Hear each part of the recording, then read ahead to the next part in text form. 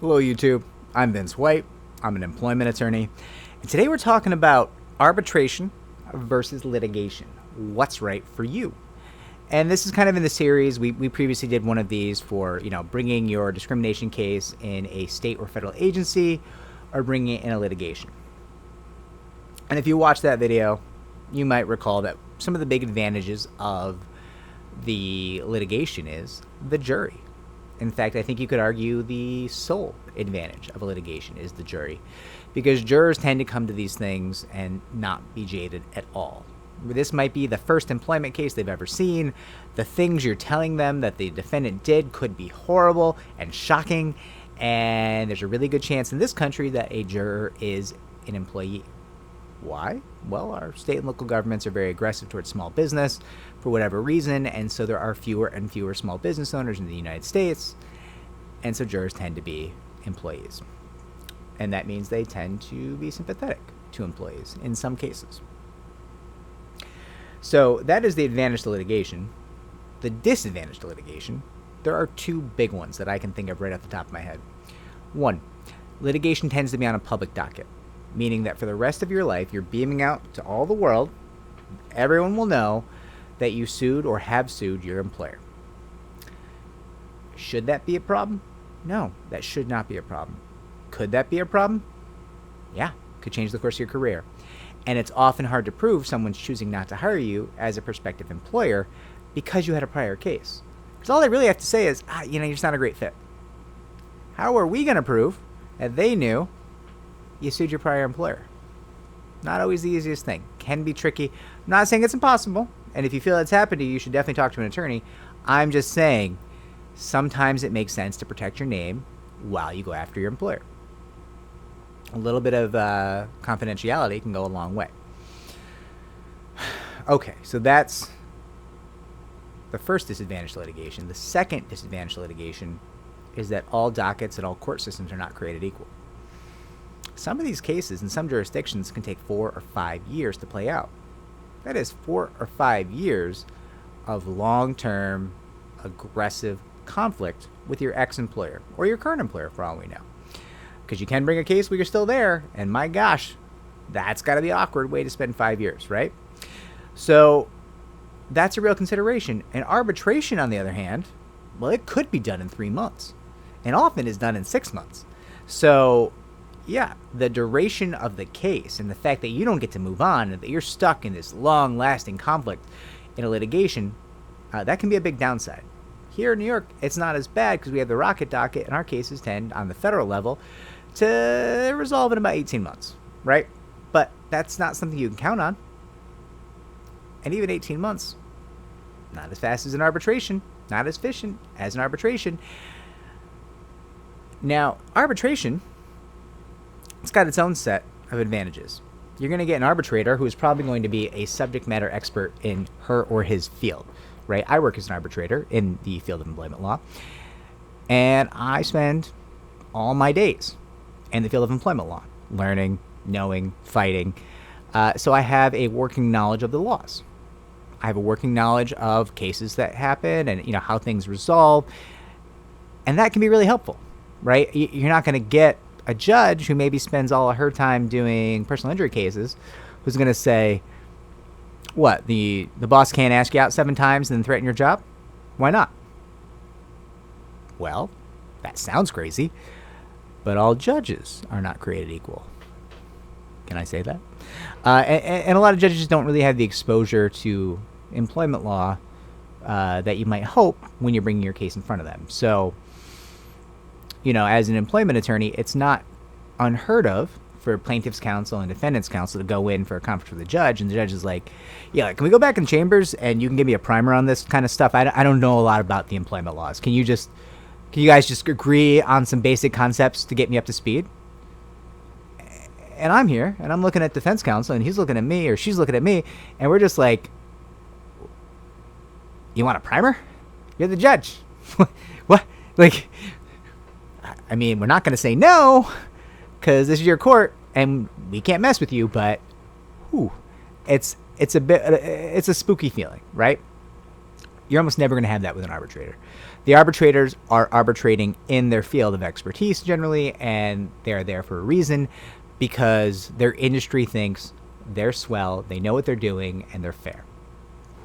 I'm just saying, sometimes you get a little more industry-specific knowledge from an arbitrator. Arbitrators are fast and efficient. If you are paying for your attorney hourly, it could be a very good idea to use arbitration.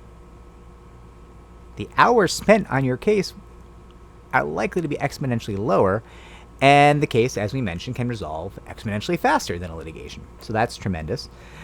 Arbitrations are generally speaking going to be on the quiet. They keep those things on the down low, often because both sides want them on the down low. Now, there's a tension here because sometimes the employee doesn't want them on the down low, and the employer is trying to force them into arbitration to keep things quiet. Those situations can be tense, and that's something you need to speak with your counsel about. We have a lot of strategies on that, and if you have issues on that, you can always have your counsel contact us, and we'll try to support them.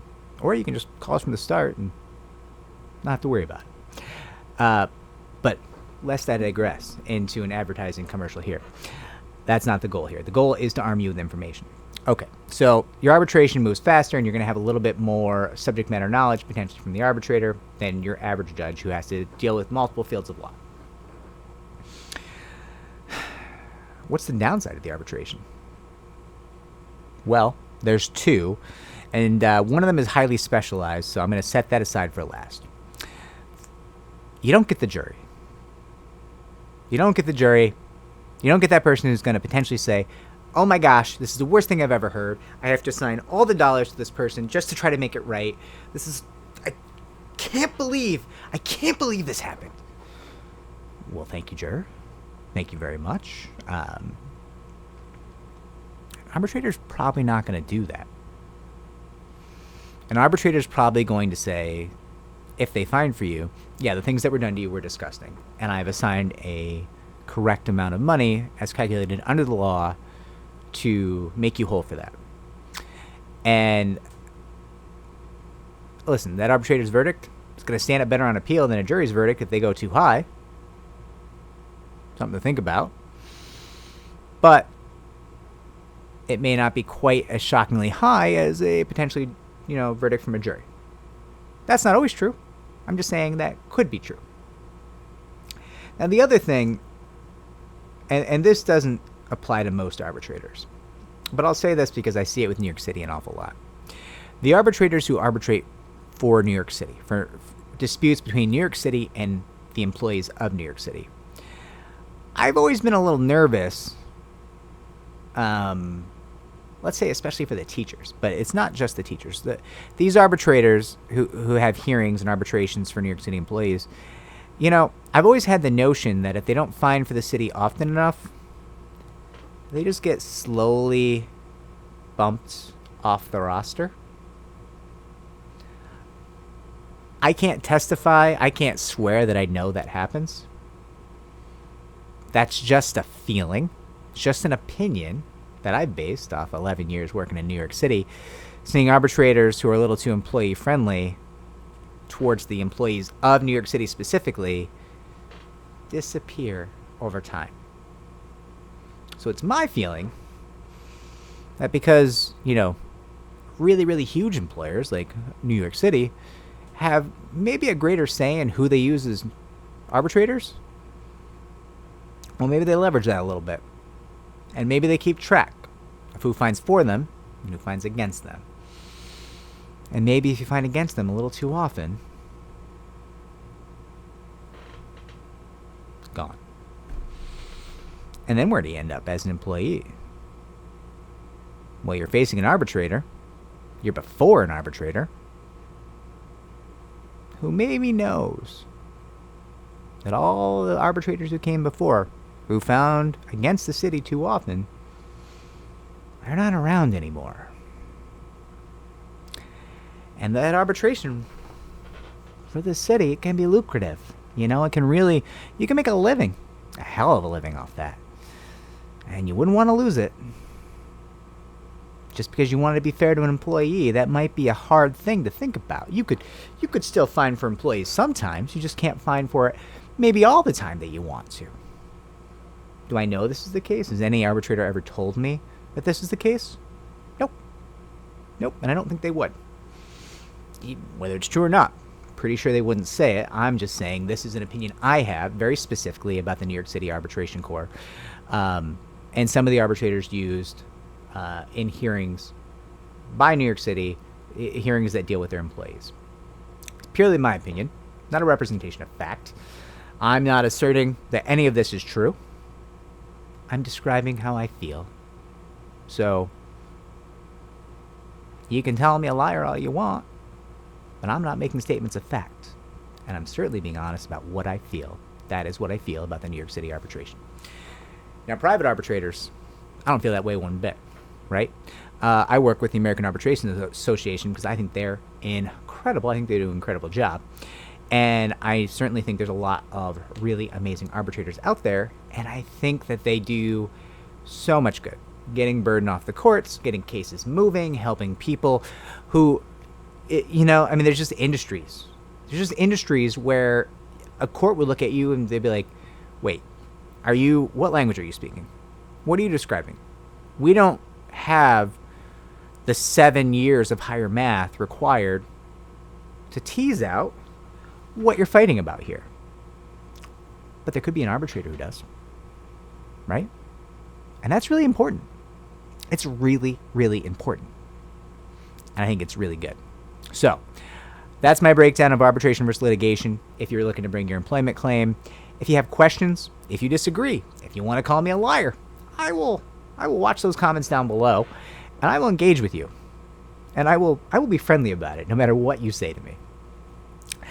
And if you have questions for me, same thing. I follow those comments, so you can ask your question. I'll try to answer. I might even make your own video if I can.